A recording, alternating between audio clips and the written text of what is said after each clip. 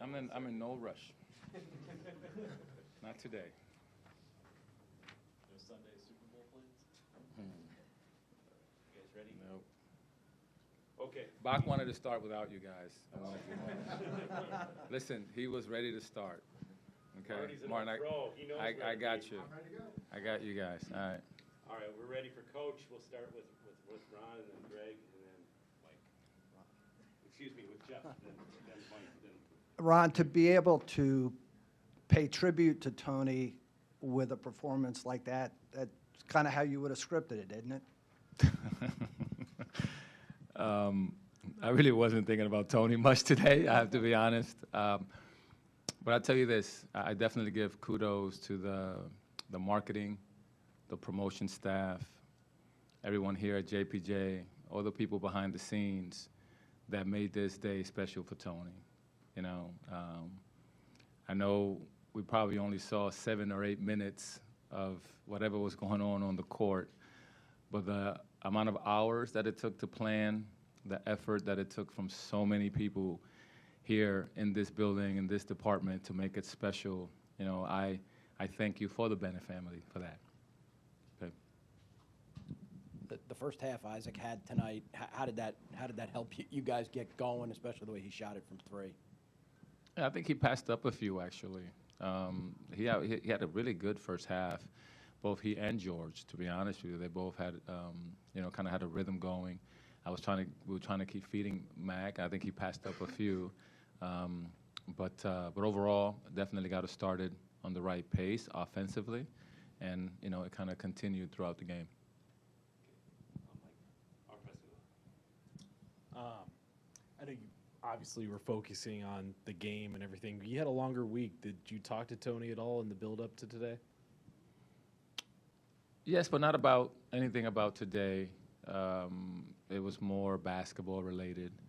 You know Tony. Tony doesn't, you know, Tony's very simple when it comes to certain things.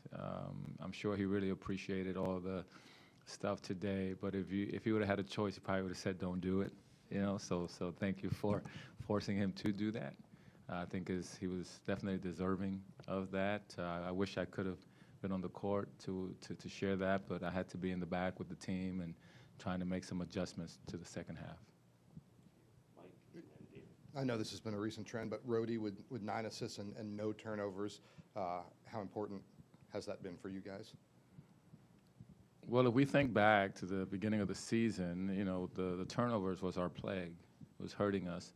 And then the rebounding was the second part. You know, today, obviously, I think we only gave up about 5 or 6, you know, second chance rebounds. Rhodey with 9 assists again and 0 turnovers. I'm sure he's going to let Blake know that he missed his opportunity to help him get that 10 assist mark. But overall, I think Rhodey is playing fantastic basketball at the point guard position. He's really settled in. He's the guy that calms us. You know, he's kind of been the tip of the sword, and he's doing a really good job of taking care of the basketball. Really proud of, you know, his efforts to do that, and it's really helping the team in a big, big way. David and Zach. Ron, when a team such as Georgia Tech, which is short guys because of injuriness on such a very short rotation and coming off triple overtime, do you use your bench differently in an attempt to wear them down? Well, today I did. That was not part of our plan. Our team is in its own journey, and we are focusing a lot on us. I wanted to get Elijah some minutes to see if we can get his rhythm back. We wanted to play our style of basketball.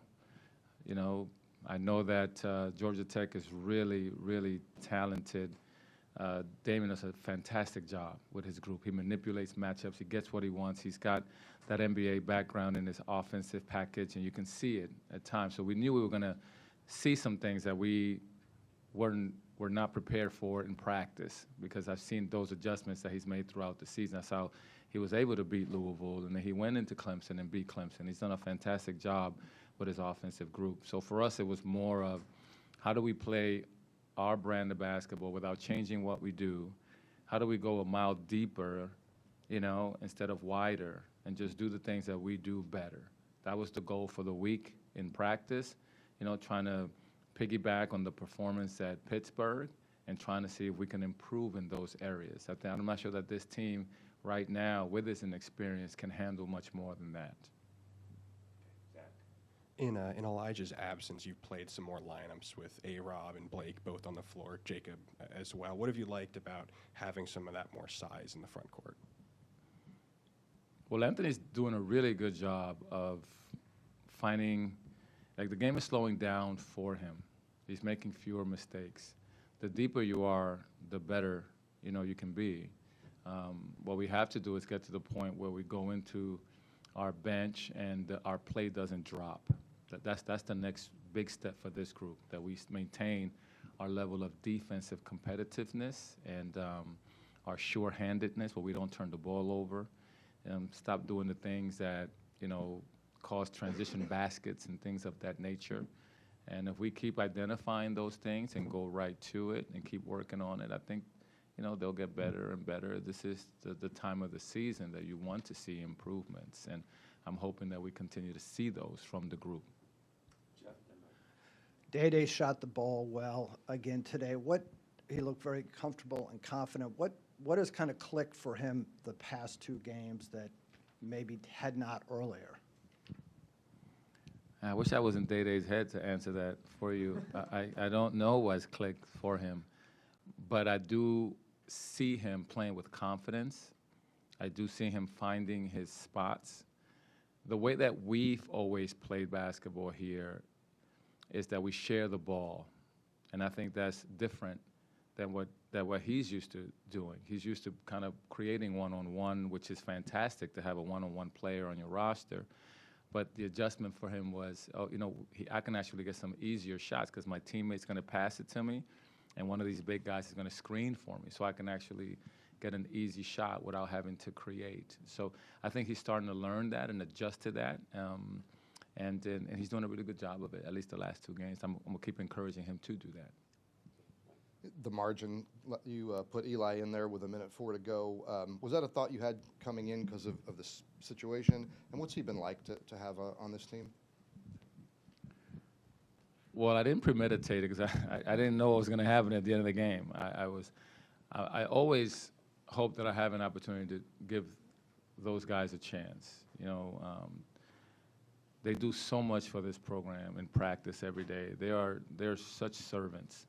To have the opportunity to put Eli into the game along with others while his father was being honored, I did it more for me than I did it for them.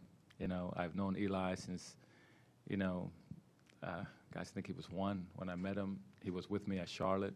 He's back here with me now. To have the opportunity and the privilege to put him on the court in such a special day, for both Laurel and Tony was just a gift for me. So. You had success without Elijah the last few games. How do you go about bringing him back into the lineup now that he's back? Yeah, we're going to try to incorporate him, inject him slowly. We're not going to force him into the rotations yet. He's going to get some minutes. He's got to find his rhythm again offensively. The team has rhythm, so we can't all of a sudden disrupt what we're doing for Elijah. Elijah has to catch up to what the group is doing. So we'll find a way to do that. A lot of it will be in practice. Today, I think he got great looks. He got really wide open looks. He didn't make them. And that's where you can see that his rhythm is not there. He's kind of, misstepping a little bit here or there offensively. But he'll get it back, and we'll be better for it when he's back to 100. Last two, Greg, then Jeff. Yeah, that's 3 wins in the last 4 games, 2 in a row. Where's the confidence of the team at right now, especially all the adversity they faced early in the season and even in January during a losing streak? Where's the confidence at as you guys have started to string some wins together? Well, winning builds confidence. It builds trust in what we're doing. It builds trust in each other. These things take time. The beauty about it is that what we're doing has been done here before. Having guys like Ty Jerome and DeAndre Hunter on the court, guys that helped build this thing today for me was just really just a joy. All the other alumni that are here today is Alumni Day. Really thankful for all those people that had an opportunity to come and took time out of their day to help celebrate Tony, to come bring in energy into the building, and to come support the team. I saw Ralph out there today, some former walk-ons and managers. Just really thankful for all of them for taking time to come help us celebrate the day and help us, get this W. There's a lot of energy in the building. Really thankful for it. Thanks, guys. One more. Jeff, wrap it up. Just along those lines, I know Jack Salt was around this week. You probably saw him. You've been focused on this game. Will you have an opportunity now to see some of these guys that shouldn't get out of here? Yeah. No, I said Jack's been to practice. He came to our coaches meeting. I put up a picture of him from his first year on the big projector in the conference room. So it's been awesome to see him. He's doing great. He was sharing with us what he was doing. Told me how much he appreciates, his whole experience here, all things UVA, how he enjoyed his time on grounds, the relationships that he's built, all the friends that he still has. He drove to see Ty and those guys play last night, and Dre in D.C. and Malcolm and AG. So, man, this is what it's about. It's about relationships, connections, things that are going to last a lifetime. So it's really nice to step back and realize how much we've assisted these young men into living, and accomplishing dreams that they had as young guys. So it's fantastic. This is such an honor for me to be here and just take a step back and enjoy what this has provided. So thank you. Thanks, Ron. Well, Coach Stoudemire next, and then we'll bring in Andrew Rohde and Day-Day Ames.